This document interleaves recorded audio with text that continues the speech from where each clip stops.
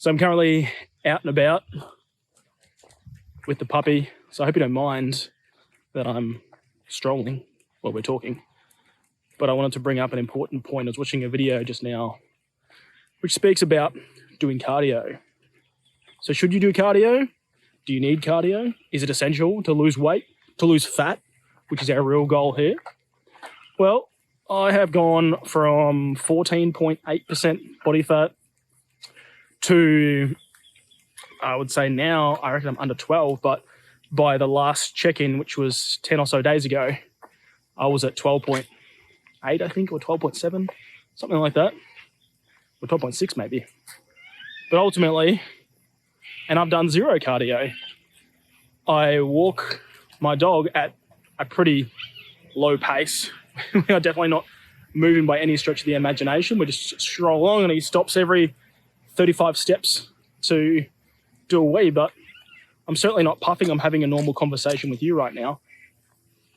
And I'm not holding my breath or anything. So, and I'm definitely not at the gym on the stepper or whatnot, or on the treadmill or doing sprints. Although I do really like that method, or at least I've found success with that method for rapid fat loss. But it's not necessary. It's not essential. You don't have to do cardio, and you certainly don't have to do ongoing, sustained 30 minutes a day of cardio, vascular exercise. And what I mean by that is the low intensity sustained, I think it's called LISS, low intensity sustained state, or something like that, where you're basically just walking for 30 or 40 or 60 minutes.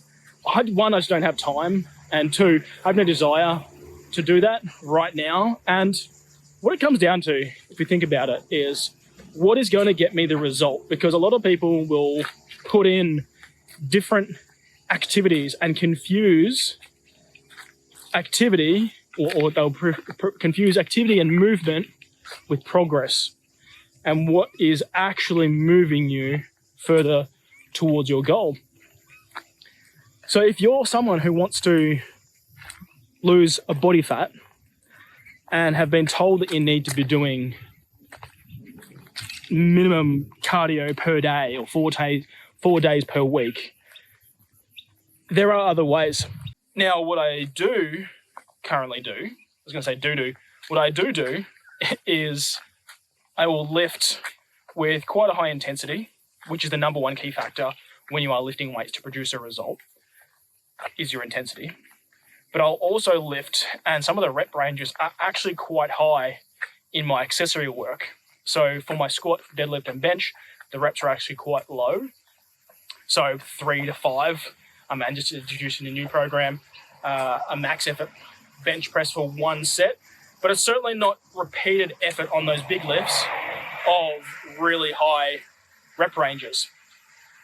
But then we'll move to a leg extension or a leg curl or a leg press. Like, say, for example, leg press this week, I did 2 sets of 24 reps, going quite heavy, as heavy as you can at a higher rep set.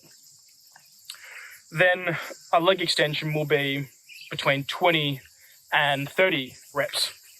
So it's certainly, and I can tell you when you get off that, the heart is beating and the lungs are going.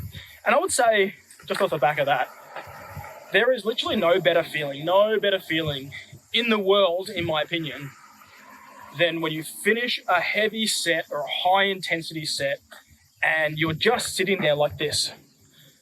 And all you can think about is breathing, and you can literally feel your heart beating and coming out of your chest. Like, nothing beats that feeling to me, and that's when the world is at peace. And I find it almost brings you back to base and back to that basic feeling.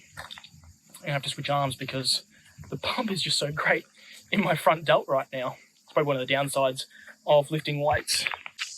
I didn't realize when I switched arms, because the pump, it actually stopped recording.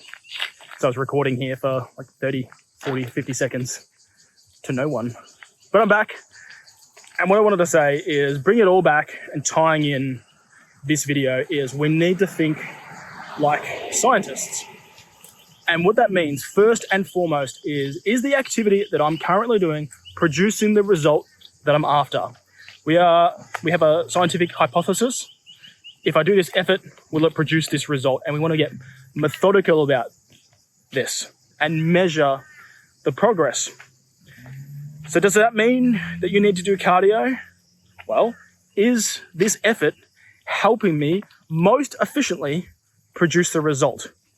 If it is, great, keep doing it. If it is not, and you can find a more efficient way, then I would advise doing that. Because if we're thinking like scientists, behaving like scientists, and creating the most efficient outcome that we want to create, then we need to be thinking and acting congruent in that way. Hope that helps.